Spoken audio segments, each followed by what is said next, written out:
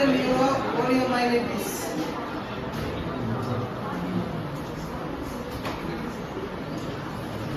So நம்ம வந்து அந்த 3 phases பார்த்துட்டோம். இப்போ நான் yearly phase, recovery phase and post polio syndrome phase. So இதுக்கு மூணுல பார்த்தோம்னா first phase பார்த்தோம்னா within 3 weeks கம்மியா இருக்கதா early stages னு சொல்லுவாங்க.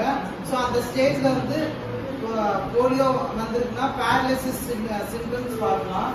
அதே மாதிரி recovery stageல பார்த்தோம்னா 4 weeks to 18 months. சரியா? அது வந்து deformities. So paralysis ஆகி அதனால deformity வரும் second stage. அடுத்து பார்த்தோம்னா stage for post polio residual stage னு சொல்வாங்க. அது greater than 18 months. 18 months மேல. சரியா?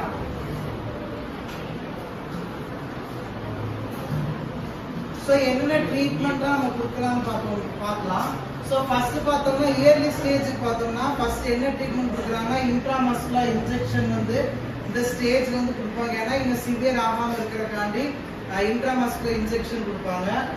ஸோ இதுல சப்போர்ட்டிவ் ட்ரீட்மெண்ட்ஸ் பார்த்தோம்னா ஸோ மெயினா வந்து பேரலிசிஸ் ஆகுறதுனால ஸோ பல்பார் மசில்ஸ் வீக்னஸ் ஆகுனால ரெஸ்பிரேட்டரி மசில்ஸ்ல வீக்னஸ் ஆகும். ஸோ அவங்களுக்கு வென்டிலேட்டர் சப்போர்ட் வரலாம். சரியா?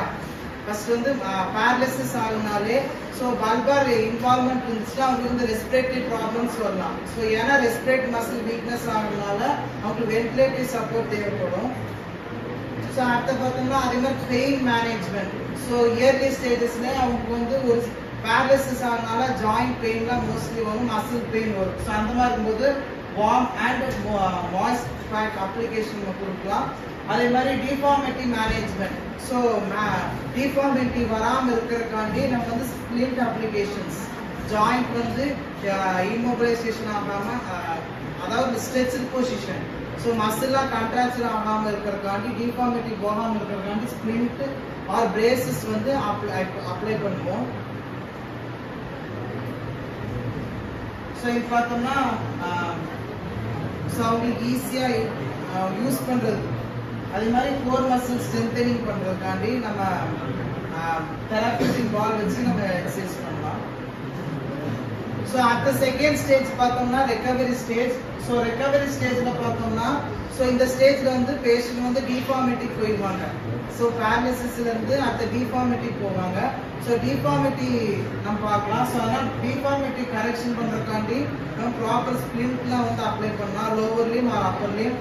And general range of motion exercise, active range of motion exercise பண்ணலாம். அதாவது இப்போ ஓரளவுக்கு அவங்களுக்கு மசில் பவர்ல இருக்குன்னா ட்ரை சைக்கிள் எக்ஸசைஸ்லாம் பண்ணலாம். ஸோ ஏன்னா மெயினாக வந்து மசில் அட்ரோஃபி போகாமல் இருக்கிறது, prevention for muscle atrophy and maintain muscle mass. So muscle bulk வந்து மெயின்டைன் பண்ணுறதுக்காண்டி active range of motion exercise பண்ணுறீங்களா. அது மாதிரி ஹைட்ரோதெரப்பி அதாவது வார்ம் வாட்டர் கூல் தெரப்பின்னு சொல்லுவாங்க. ஸோ இது பார்த்தோம்னா லைக் ரெசிஸ்டட் எக்ஸசைஸ் மாதிரி தான். ஸோ மசில் வீக்னஸ் ஆகுனால டிஃபார்மிட்டி போகும். ஸோ அதுலேருந்து ப்ரிவென்ட் பண்ணுறதுக்காண்டி நம்ம லைக் எக்ஸசைஸ் ரெசிஸ்டட் எக்ஸசைஸ் மாதிரி ஹைட்ரோதெரப்பி வந்து நமக்கு அப்ளை பண்ணலாம். அடுத்த பிஎன்எஃப் டெக்னிக்ஸ். ஸோ மெயினாக பார்த்தோம்னா நியூரோ மஸ்குலர் ஜங்ஷன் அந்த ஃபெசிலிட்டேஷன் பண்ணுறதுக்காண்டி இந்த பிஎன்எஃப் டெக்னிக்ஸ் அப்ளை பண்ணலாம். சரியா?